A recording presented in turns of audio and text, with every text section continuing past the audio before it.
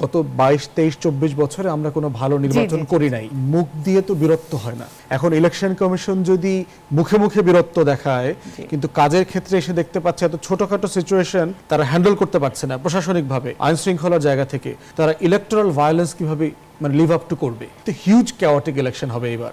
তৃতীয় পক্ষ যেখানে, সেটা হচ্ছে এনসিপি।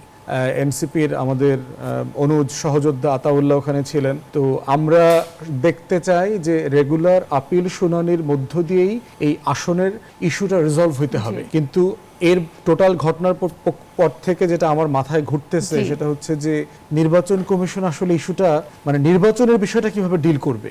ডিসেম্বর জানুয়ারিতে যখন টোটাল কান্ট্রি বড় বড় রাজনৈতিক দলগুলো ইলেকশন মুডে ঢুকে যাবে, এলাকায় এলাকায় প্রার্থীদের দ্বন্দ্ব সংঘাত, তারপরে স্বতন্ত্র প্রার্থী, বিদ্রোহী প্রার্থী, মারামারি, টাকা পয়সা, ভায়োলেন্স, তখন সে আসলে বিষয়টা কিভাবে ডিল করবে। এবং তফসিল ঘোষণা করার পরে তো টোটাল আইন শৃঙ্খলা বাহিনী, অ্যাডমিনিস্ট্রেশন তো ইলেকশন কমিশনের অধীনে চলে যাবে। তো এই বাস্তবতায় তারা যেটা ডিল করতে পারছে না, তাদের সক্ষমতা আসলে ওইখানে আছে কিনা। কারণ আমার কিন্তু একটা ইলেকটোরাল ডেমেনশিয়া চলছে। আমার কিন্তু ইলেকশন মেমোরি নাই 2001-এর পর থেকে। গত 22, 23, 24 বছরে আমরা কোনো ভালো নির্বাচন করি নাই। আমরা রাতে নির্বাচন করেছি, আমরা ডামি নির্বাচন করেছি, কিন্তু এই জন্যই তো নির্বাচন কমিশন অনেক একীভূত এবং এক মনোবলের জায়গায় তো তারা গতকালকে ঘোষণা দিলেন যে তারা নির্বাচনকে সুষ্ঠুভাবে সম্পন্ন করতে চান। দেখেন, এখন মুখ দিয়ে তো বীরত্ব হয় না।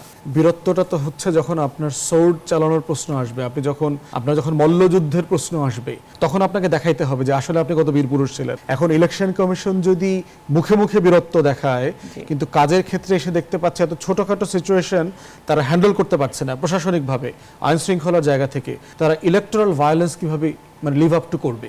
তো হিউজ ক্যাওটিক ইলেকশন হবে এবার। কারণ হচ্ছে যে গত 19, 20, 22 বছরে কোনো নির্বাচন নাই। দলগুলোতে প্রচুর প্রতিদ্বন্দ্বী তৈরি হয়েছে, কারণ সবার তো একটা ইলেকশনের একটা ড্রিম থাকে যে আমি নির্বাচন করব। মানুষগুলো অনেকে একটা বিশাল শ্রেণী হচ্ছে বুড়া হয়ে গেছে, তার জীবনের সর্বশেষ নির্বাচন, এবং এই নির্বাচনের পতাকাটা নিয়েই তিনি আজিমপুর গোরস্থানে যেতে চান। এখন এই লেভেলের যে এক্সট্রিম চিন্তাগুলো মাথায় কাজ করছে, এটা তো ভায়োলেন্স ট্রিগার করবে। এবং ইতিমধ্যে আমরা দেখতে পাচ্ছি বিভিন্ন এলাকাতে আমার কলিগ লার্নার ফ্রেন্ড হেলাল ভাই সাংগঠনিক দায়িত্ব থাকার কারণে যেটা হচ্ছে মানে প্রচুর ইস্যুস ডিল করতে হচ্ছে। এবং রাষ্ট্র আকারে তো আমাকে ইস্যুগুলো ডিল করতে হবে, দল আকারে যেভাবে ওনারা করছেন। তো আমরা চাচ্ছি ইলেকশন কমিশনকে তার এই সক্ষমতার প্রমাণ দেওয়া, ইমিডিয়েটলি দিতে হবে।